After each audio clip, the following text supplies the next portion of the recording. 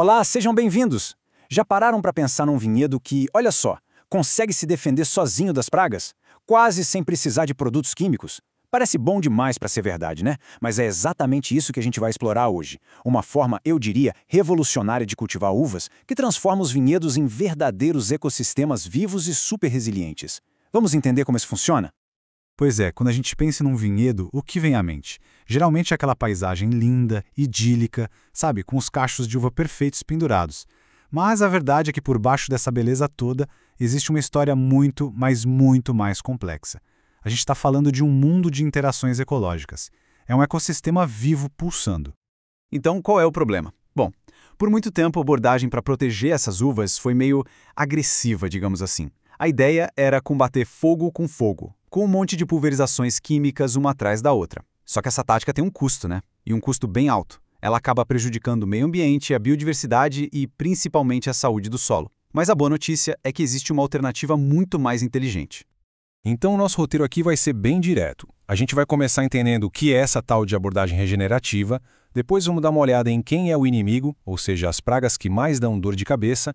Na sequência, a gente explora o kit de ferramentas que se usa para um controle mais inteligente e, para fechar, a gente descobre as vantagens de ter, no fim das contas, um vinhedo vivo. Vamos lá! Ok, vamos começar pela abordagem regenerativa. A primeira coisa a se fazer é esquecer aquela ideia de uma guerra sem fim contra a natureza. A solução que a gente vai ver aqui é, na verdade, uma mudança fundamental de pensamento, de filosofia mesmo. É parar de pensar no vinhedo como uma fábrica e começar a enxergá-lo como um organismo vivo. Certo, mas o que é exatamente essa abordagem? Bom, o nome técnico é MIP regenerativo, que quer dizer Manejo Integrado de Pragas.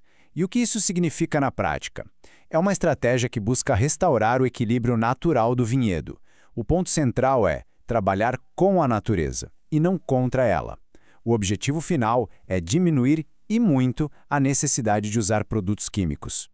E essa abordagem se apoia em 4 pilares principais, que precisam trabalhar juntos, sabe? O primeiro é o controle biológico, que basicamente usa os inimigos naturais das pragas a nosso favor.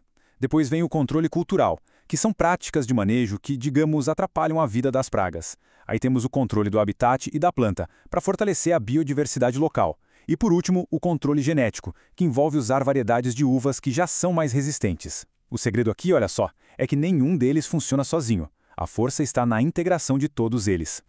E para a gente ter uma ideia da importância disso aqui no Brasil, é só olhar os números. O Brasil é hoje o 19º maior produtor de uva do mundo. E a produção está bem concentrada, principalmente lá no sul e também no nordeste do país. Olhando mais de perto, essa concentração fica bem clara, né? O Rio Grande do Sul, sozinho, é responsável por quase 60% da produção do país, focado principalmente nos vinhos. Aí vem Pernambuco, com quase 16%, que se destaca muito na uva de mesa, e depois São Paulo, com 9,5%. O que isso nos mostra? O impacto gigantesco que práticas mais sustentáveis podem ter, especialmente nessas regiões. Bom, para lutar de um jeito mais inteligente, a primeira coisa é conhecer o adversário, certo? Então, agora a gente vai identificar os principais, digamos, os vilões que desafiam quem cultiva uvas. Então, a pergunta é essa.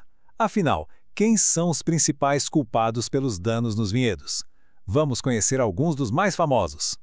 Vamos começar com uma que muita gente já ouviu falar, a mosca das frutas. O que ela faz? A fêmea vai lá, perfura a uva para depositar os ovos. O resultado é um desastre. A fruta apodrece por dentro e acaba caindo antes mesmo da colheita. É um dano direto e muitas vezes devastador. Depois, temos os pulgões. Esses bichinhos, eles sugam a seiva das folhas e dos brotos, o que vai enfraquecendo a planta inteira. Mas não é só isso. Além de fazer as folhas se enrolarem, eles soltam uma substância meio açucarada, sabe? E essa substância atrai um fungo preto chamado fumagina, que cobre a folha e atrapalha a fotossíntese. É um problema em dobro. E para fechar essa nossa galeria dos vilões, vamos falar das cochonilhas. É fácil de identificar. Sabe aquelas massas brancas que parecem uns tufos de algodão na planta? Então, são elas.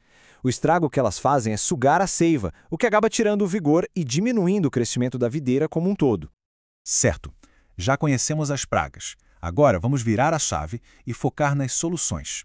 Vamos ver que conjunto de ferramentas, sofisticadas e integradas, formam a estratégia de defesa desse tal de MIP regenerativo. E a pergunta que fica é, se a gente quer reduzir o uso de químicos, o que é que tem nesse kit de ferramentas afinal? A resposta, como a gente vai ver, é uma combinação bem inteligente de estratégias. A primeira ferramenta, e talvez uma das mais fascinantes, é o controle biológico. A lógica é simples: usar os inimigos naturais das pragas a nosso favor. Pensa assim: joaninhas que adoram comer pulgões, ácaros predadores, vespinhas que são parasitoides. Eles funcionam como uma verdadeira equipe de segurança natural do vinhedo. O trabalho deles? Manter as populações de pragas sempre sob controle. A segunda ferramenta é o que a gente chama de controle cultural. Aqui a sacada é alterar o ambiente para ele ficar menos, digamos, hospitaleiro para as pragas. Um exemplo clássico é usar plantas de cobertura, aquelas que crescem entre as fileiras de uva. Elas não só protegem o solo, mas criam um lar para os inimigos naturais e, ao mesmo tempo, complicam a vida das pragas. E aqui nessa tabela a gente consegue ver como tudo isso se encaixa de forma organizada. O controle biológico, como a gente viu, usa os inimigos naturais para reduzir as pragas. O cultural, com as plantas de cobertura, reduz o abrigo e o alimento delas. O controle físico ou mecânico, com armadilhas e podas, cria barreiras. E o químico? Olha só a diferença. Ele só entra em último caso, de forma bem seletiva e direcionada, só para evitar perdas muito grandes e sempre com o cuidado de não prejudicar os heróis do nosso exército natural. Agora a gente chega na melhor parte, né? Os resultados. Quais são os benefícios concretos de adotar um sistema assim? O que acontece quando a gente realmente transforma o vinhedo num organismo vivo que pulsa? Os benefícios, na verdade, formam um ciclo virtuoso. Pensa comigo, com menos insumos químicos, a gente tem uma proteção maior da biodiversidade, dos inimigos naturais. As intervenções se tornam mais precisas. Isso leva a uma melhora na saúde do solo e da planta. E com a planta mais forte, o sistema todo ganha mais resiliência contra as pragas. E o que vem no final dessa cadeia? Frutos de melhor qualidade e uma produtividade que é de fato sustentável. Então, o ponto central é exatamente este. O resultado final é um sistema que se torna mais resiliente, mais produtivo e, claro, sustentável. É um vinhedo que aprende a se autorregular. Um sistema que não está apenas sobrevivendo, mas que está prosperando, porque encontrou o seu equilíbrio ecológico. E essa frase aqui, olha, resume perfeitamente toda a filosofia por trás disso. A ideia não é simplesmente aplicar menos veneno. Não, é sobre reconfigurar o vinhedo como um sistema vivo, no qual solo, plantas e inimigos naturais interagem de forma sinérgica. É uma visão muito mais completa, muito mais poderosa. E para a gente terminar, fica aqui uma reflexão.